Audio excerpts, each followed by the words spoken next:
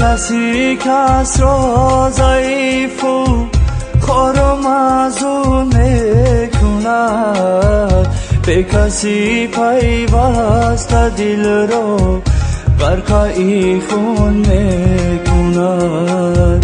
به کسی کس را ضعیف و خوار و معزول میکند، به کسی پیوسته دل را غرقه خون میکند. در غریبی خامتی کس را جفایی به کسی، هر دقیقه همچو شاخی بدی مجنون میکند.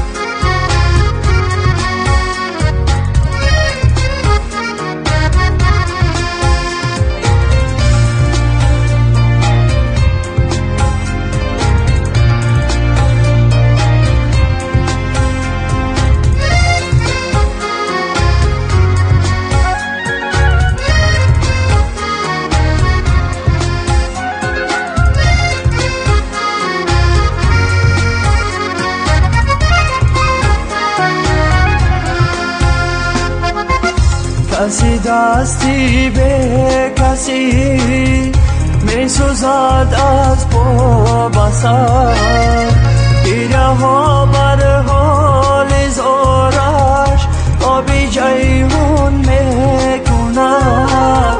هر کی می گردد جدا از مادری خود از وطن، ستم بر این جونی کس چرخی گردون میکند. هر کی میگردد جدا از مادری خود از وطن، ستم بر این جونی کس چرخی گردون میکند. به کسی کس را ضعیف و خوار و معزول میکند، به کسی پیوسته دل را غرقه خون میکند.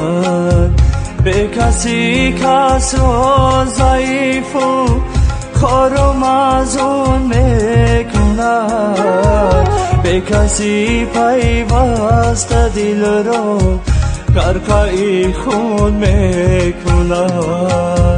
در غریبی خامتی کس را جفایی به کسی، هر دقیقه